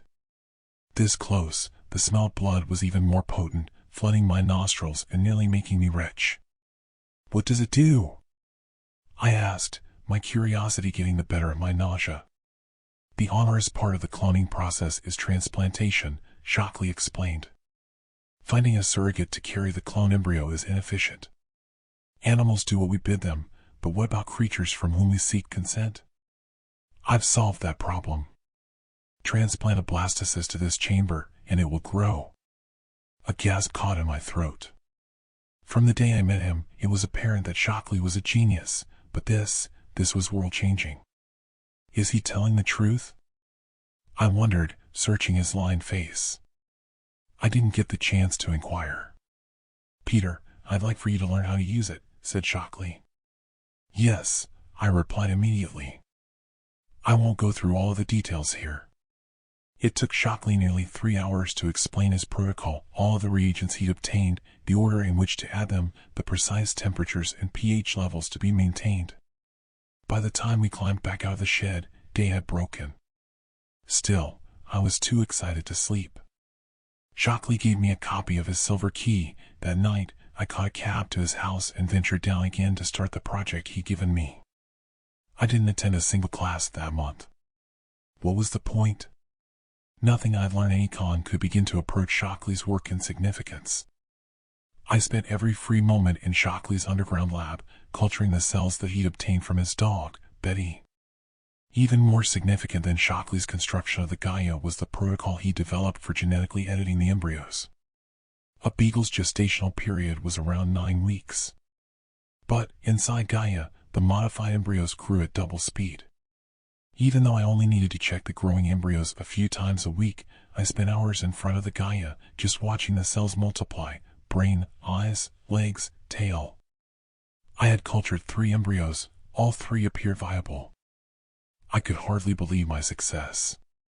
The long-awaited day arrived in the waning days of March, when Shockley came down to the lab and declared that the beagles had finished growing. He hit a button on the control panel, and, with a groan, the liquid began to drain from the Gaia and into one of the circulatory tanks. It was gone in a few minutes. There was a pneumatically sealed hatch at the base of the cylinder, and I pulled it open. The puppies shuffled inside. "Oh, my God," was the only thing I could say. I scooped each one into the soft pink towel that I prepared for this very occasion. All 3 of them were perfect, more precious than jewels. "Well done," said Shockley, clapping me on the back. He smiled his wolfish smile and gestured for the bundle of puppies. Each one was no bigger than my hand, and he held each one gently as he examined the features. "Excellent work. These are perfect specimens." I was about to thank him when Shockley snatched up the first puppy. He wrapped his fingers around its neck and gave a sharp tug. There was an awful, wet crack, and the body went limp. "What the?" was all I could get out before he took the other 2 puppies from me, repeating the same gruesome procedure. The pink towel began to bleed. I could barely get out a single word. I stared at him venomously. Why did you do that?" I demanded, leaping forward and seizing him by the lapels of his white coat. He looked at me with pity. "Take your hands off me, Peter," he said, eerily calm. "I don't understand why you're so upset." "Why? You just murdered 3 puppies. Like it was nothing. What's the matter with you?" He laughed, and I felt my grip tighten. "I'm not done teaching you," he said. "You still cling to the notion that life is precious. But that's simply not true. Didn't we just create it, from nothing?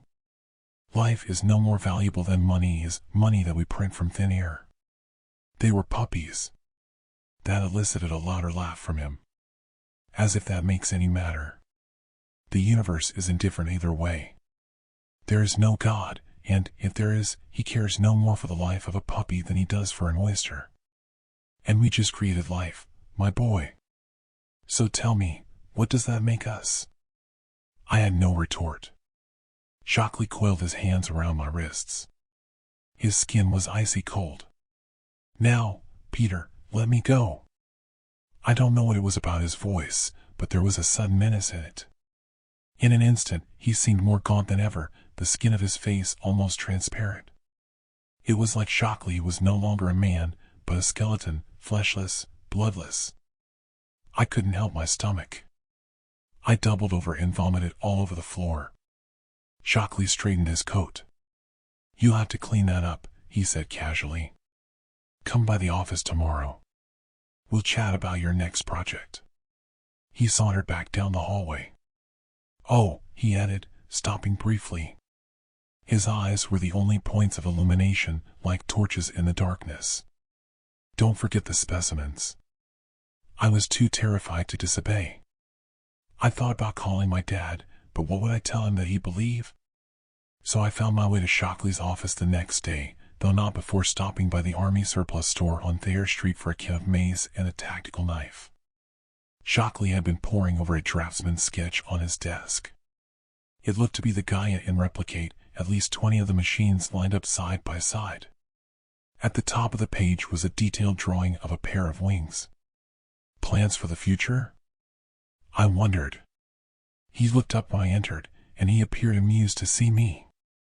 Feeling better? He asked, stowing the sketch. I remained mute. You might get a kick out of this, he said. He took a photograph off his desk and showed it to me. It's me and your dad, back in our college days. Pretty neat, huh? Both men had aged. While my dad had lost his hair, Shockley had retained his, though not the fiery auburn coloring he possessed in his youth. I guess so, I told him coolly, handing the photo back to him. You mentioned another project. He nodded. Yes. This. He pulled open one of his desk drawers and revealed a scroll of paper, which he unfurled before him. Almost instantly, I knew what it was. You can't be serious, I told him. I would never joke about something like this. You don't have the stomach? I shook my head. Puppies, that was one thing. But to clone a human? How could you even think about something like that? He was silent for a moment. When he spoke, his voice was quiet. The lesson I taught you last night. A difficult one, I know, but it seems it sunk it, else why would you be here? You're a smart boy, Peter. Surely, you follow the argument to its natural extension. Life isn't precious. What about human life? I asked. His eyes widened, fixed me like spotlights. His voice seemed to drop an octave. Any life. Why not do this yourself? I asked, when I regained my voice. Why bring me into it? He smiled wanly. The conclusion of my argument. What am I, but an oyster? I felt my eyes narrow. Does that mean? His hand went to his belly. Stomach cancer. They caught it late, as always. Nothing to do. How long? I asked, unsure whether or not I believed him. 6 months, he told me. His voice was emotionless, like he'd told me about a late package delivery instead. Maybe less. Now, do you see? You wanted someone to continue your work. He smiled. I told you, you're a smart boy. And I wanted to teach someone young, too, someone with more years for experimentation. Have I explained myself enough? I nodded. One last question. Cloning humans, is this your first time? His eyes twinkled with amusement. Why, of course. We made plans to reconvene in his shed the next day. I arrived just before midnight. Shockley stood before the Gaia, the machine pulsing malevolently. You're early, he told me. That's good. I've procured the cells we'll be culturing. Whose? He shrugged. Some undergrad. People are too careless with where they leave their DNA. Shall we begin? I nodded. My stomach was stretched tight. My heart pounded in my ears. Shockley turned away from me, towards the control panel, and that was my moment. I lunged forward. The knife was already in my hand. The blade sunk in just beneath his right shoulder blade. Fabric, skin, flesh, none offered resistance. I removed the knife and stabbed him again. The kidney this time, then the liver. He sank to his knees. I walked to face him. There were a million things I could have said, some one-liner like a Hollywood star might give. But I had nothing. He opened his mouth, as if to say something. But there was just a low exhale, and a dribble of blood. His eyes were full of rage. And then, in an instant, they weren't. I spent the next hour destroying the Gaia, smashing it apart with a baseball bat I'd brought with me and hidden outside. The red liquid surged in a thunderous wave, carrying broken glass and mangled bits of metal. My shoes were soaked through. Shockley's arms began to float, ever so slightly. I didn't care if people found the lab. There was no way they'd figure out what the ruins of the Gaia were for. Hell, the police might have suspected Shockley of cooking meth. I poured a layer of gasoline over the floor, over Shockley's body. While I was all the way up the ladder, I dropped a lit match down. I felt the heat blast my face, hotter than a furnace. I spent the next few weeks waiting for Shockley's death to become public. I was satisfied that I covered my tracks, but with each day that passed without any news, I began to worry. Maybe the police have found some evidence, I thought, terrified. Maybe they're building a case, and that's why I haven't heard anything. I visited Shockley's lab on campus a few times. Of course, he wasn't there. Neither was Elizabeth. Where had she gone? I thought the story ended there. But it didn't. Last week, I saw a man getting out of his car a block from the Sciences building. He was around 25, with auburn hair. He looked very familiar. It can't be, I thought, but I'd seen the old picture, hadn't I? The man caught my eye, and I was paralyzed, the same way a mouse freezes before a cat. A smile filled his face, the gums curling over the teeth. Without saying a word, he pointed at me. With his other hand, he held up one finger, and then two. When I was 14, I developed a weird hobby.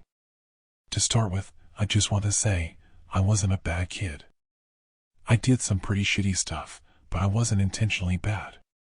Guess in the end, intentions don't matter much, though. The town I grew up in was small.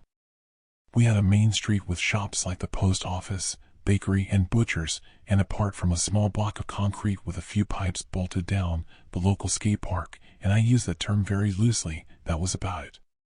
We were a mining town, so most of the men went to the quarry during the week, while the women stayed in town, teaching and nursing, running the bakery and stores alike. Our lives were set in stone, or at least they were meant to be. We would, like the generations before us, grow up and begin the same work our parents and grandparents did, having our own children and the cycle repeating. And maybe it would have, had things been different. According to my parents, or my mother at least, I was a wild child.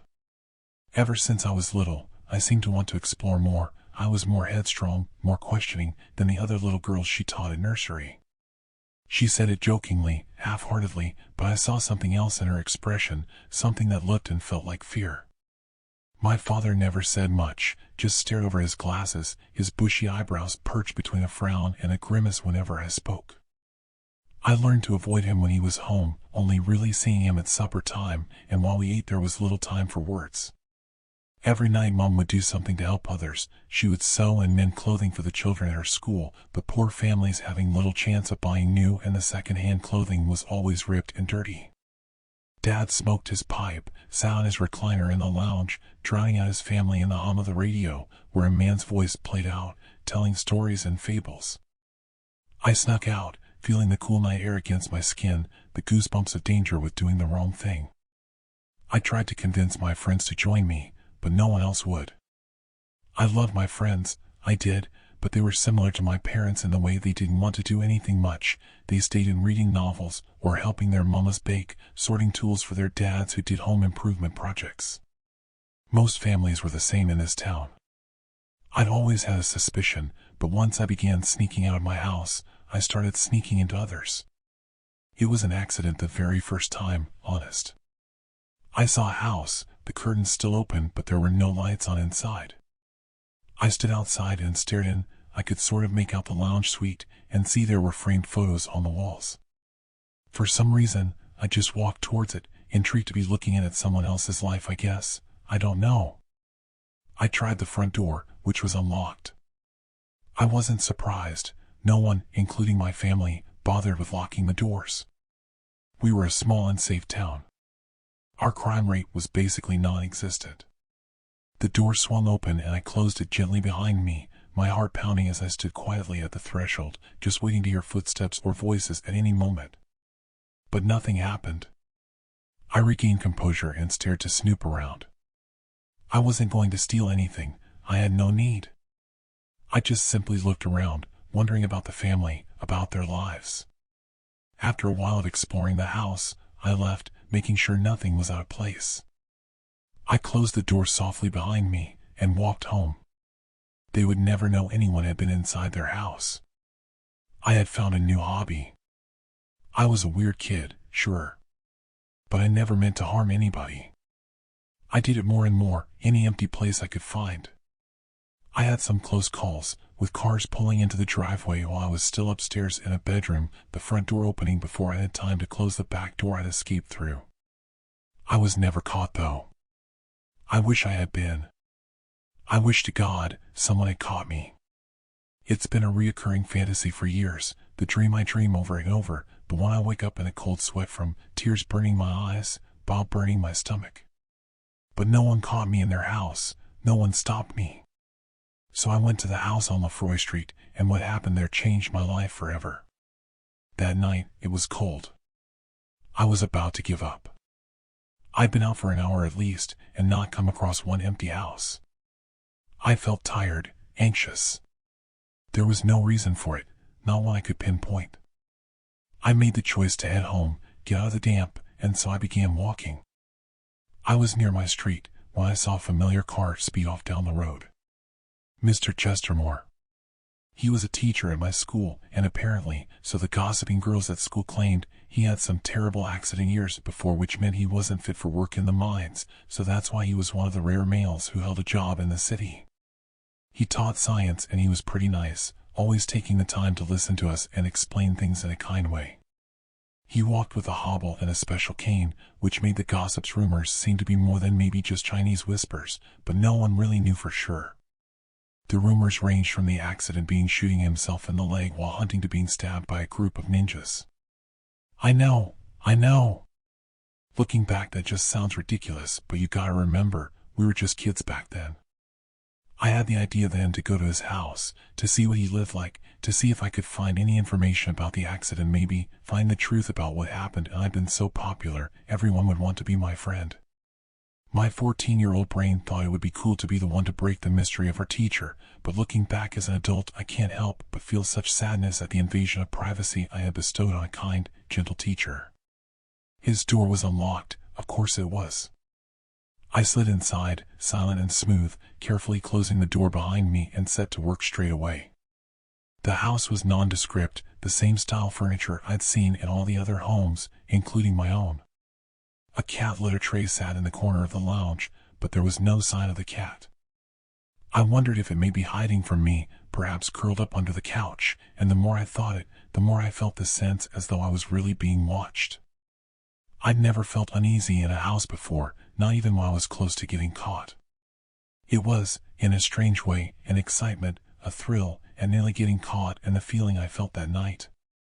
It was different. It was my senses, urging me to get the hell out of there. But my 14-year-old self didn't listen, and instead I forged on, finding myself in a cupboard under the staircase when I heard a voice above me. I held in a shocked gasp, racking my brain thinking if I had been quiet enough, waiting for the partially closed door behind me to be pulled open and me exposed. But it didn't happen. The voice was muffled at first thought, and bizarrely it sounded as if whoever it was humming show tunes. The voice rose, getting louder, and I tried hard to make out what they were saying. I wish I hadn't. The man was talking to a softly sobbing child, telling them they must stop crying at once, everything was okay. He began to hum the show tunes again, this time louder and more aggressively. It didn't seem to help, as the child began to wail louder, sobs turning into terrified screams that, after a loud bang, suddenly ceased. It sounded as if someone, had been thrown against the wall. I heard a soft thud a few moments after the bang, as if whatever it was had slid down the wall and onto the hardwood floor below. The silence didn't stay for long. The man began muttering something to himself that I couldn't quite make out, something that sounded like "made me" and "shush." He repeated it over and over, until his show tune's humming began again, and until that too was drowned out by the sound of water running. It seemed to run for a long time, the pipes in the walls next to me groaning, sounding like ghosts moaning. I felt scared. More than scared. I thought about making my escape, but I couldn't hear where the man was, and it didn't feel safe to try and leave when he could literally be waiting outside the door.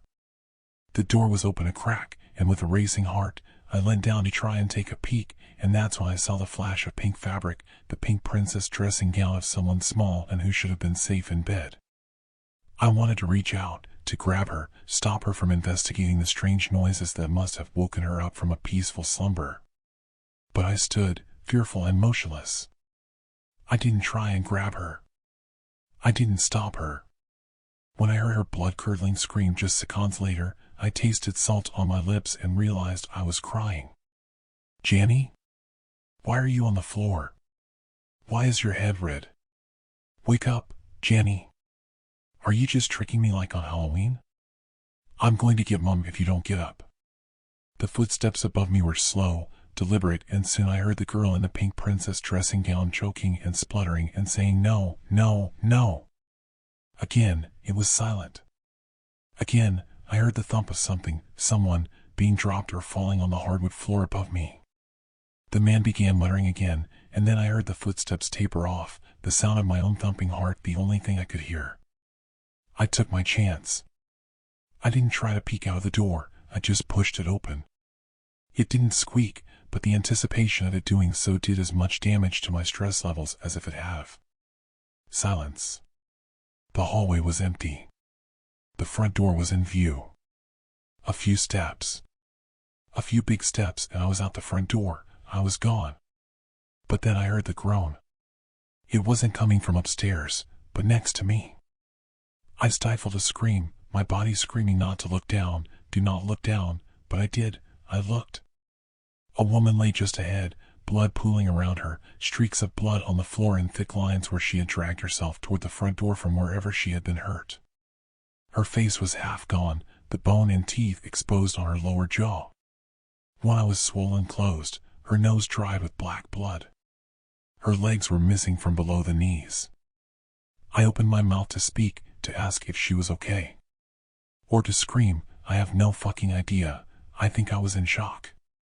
For a kid who wasn't even allowed to play video games, I hadn't been exposed to a lot. That's what I've told myself all these years anyway. Tried to justify it to myself, for not helping, for being scared. Anyway, when I opened my mouth, nothing came out. I shook my head at her, my mouth wide open yet wordless. I wanted to tell her I was going to get help, but I couldn't form the words. She blinked at me for a moment, the realization sinking in. She was as good as dead, and that's literally what happened. I saw the light go out of her eyes before it really went out. She lay and stared, not seeing. I haven't told people this full story. Only bits and pieces. But everyone says the same. It wasn't my fault. I was just a kid. But they don't know the truth, I can't bring myself to tell anyone. The words get caught in my throat. So I have to write it down, get it out. I had just about reached the front door when I heard the sound that sent shivers down my spine, a cold rock to the bottom of my stomach. I heard a baby wail. But I pretended I didn't. I pretended that it was just in my head, lying to myself to save myself. What a joke. I should have done something. I was at the end of the street when I saw the car of my science teacher drive back down the road toward the house I had just escaped. I wanted to warn him. But of course, I didn't. I ran home and didn't look back. It was all over the paper in the days and weeks after. The first murder-suicide in our town. I heard my parents talking about it when they thought I was in bed, how Mr. Chestermore went crazy and killed his entire family before barbarically killing himself. But it wasn't a murder-suicide. There was a lunatic on the loose who had killed a whole family and framed an innocent man. I tried my best to forget about it, to move on, not blame myself. I became a good kid, and I didn't go into anyone's empty homes anymore. I tried my best to make amends for what I hadn't done. That's why I'm a social worker these days. I moved on from that night when I was 14, or so I thought, until recently when I had a new client. James. He was 12. His parents had been going through a messy divorce and James had taken it upon himself to find a new hobby. He had started breaking into homes and stealing. Recently, he had broken into a home and killed the couple who lived there. It wasn't my first sort of case like this. But it was the first time that one of the kids said something that truly terrified me. James told me it wasn't him, there was another man there, one who muttered to himself and hummed along to show tunes. I haven't slept right since talking with James. I swear if I listen hard enough as I lay awake in bed at night, I can make out that hum of show tunes coming from somewhere in my house. I've checked a dozen times. No one is ever there. But the sound remains. I don't know if I'm going crazy or not. Maybe getting my truths out about what happened that night might help me. I've tried to contact the police, but they tell me the case is closed, long closed. That I need to let things go. I wish it was as simple as that. If there's any updates, I'll be sure to let you know.